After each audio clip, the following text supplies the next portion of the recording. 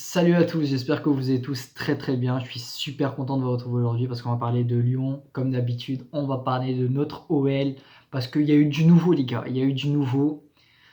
Je tourne cette vidéo et certainement elle va sortir le jour même du match contre 3. Donc voilà, on va revenir un petit peu sur ce qui a été dit en conférence de presse de la part de Lolo White, de Laurent Blanc et de la part des dirigeants des trois mousquetaires. Ouais, de la part des trois mousquetaires. Ouais, bah, on va commencer. On va commencer. Tout simplement, on va commencer par les trois dirigeants. On va aller dans l'ordre chronologique, hein. Il y a eu, en gros, la conf de presse, c'était une conf de presse de présentation des recrues. On a eu du Dejan Lovren, on a eu donc du Jeffinho et du Amin Sarr qui étaient présents. Donc voilà, j'ai bien aimé les recrues parce qu'ils ont vraiment montré une bonne mentalité. Lovren, quelle bouffée d'air frais quand même, genre vraiment. Ça se voit qu'il est là pour apporter son expérience et pour contribuer au maximum au club. Donc ça fait vraiment du bien pour encadrer les jeunes et tout. Donc voilà, Lovren, très bonne recrue pour moi. Ça fait du bien, une bonne recrue. Après les deux jeunes, Amin Sarr et Jeffinho. Voilà, j'ai bien aimé leur réponse. Enfin, Jeffinho qui va apporter un peu de la foot brésilienne, du bonheur brésilien et tout. Il va ramener un peu du soleil à Lyon. Enfin, j'espère, hein, mon gars, parce que c'est bien sombre. Et tu as Amin Sarr qui dit qu'il est là pour progresser, qu'il est jeune et qu'il espérera, il va tout donner pour progresser tout simplement. On espère parce que voilà. Euh, Après on a Olas qui nous a un peu parlé de ce qui s'est passé au mercato. Comme quoi, il nous a dit que l'objectif principal que Laurent Blanc avait donné, c'était d'avoir un défenseur central. On a eu Lovren, donc bon. Pour moi, la cellule de recrutement a bien travaillé là-dessus. Ensuite, il nous a dit que la demande du 6 est arrivée un petit peu tard.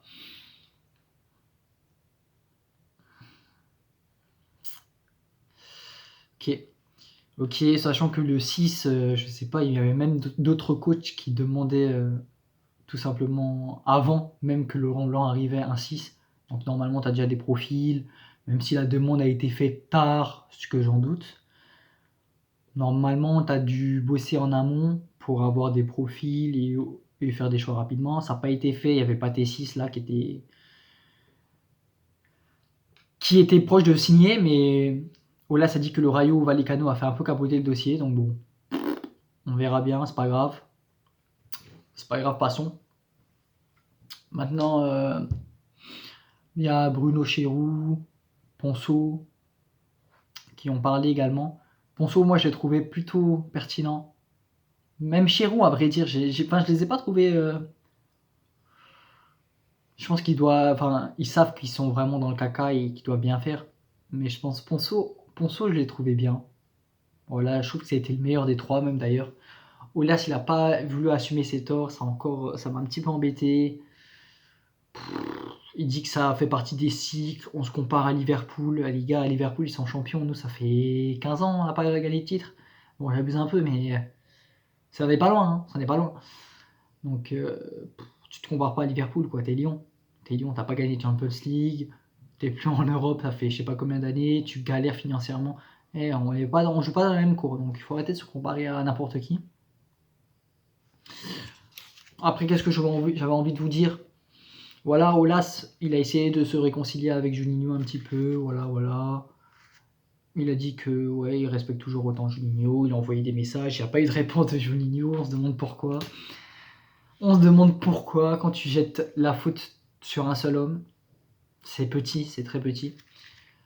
Voilà, après, Chéroux qui nous dit ouais, que la cellule de recrutement bosse bien et tout. Ok. Bon, on va passer là-dessus parce que vraiment, en fait, c'est du rabâchage. C'est du rabâchage.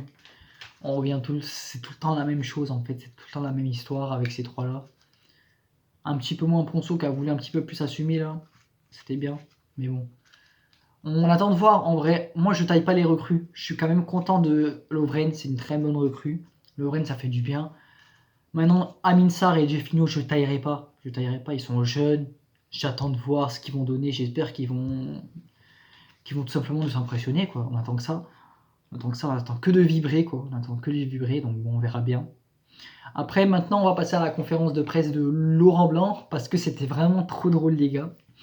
Pour vous raconter un peu, il y a eu plein de questions sur le mercato, et ils n'ont même pas parlé de 3.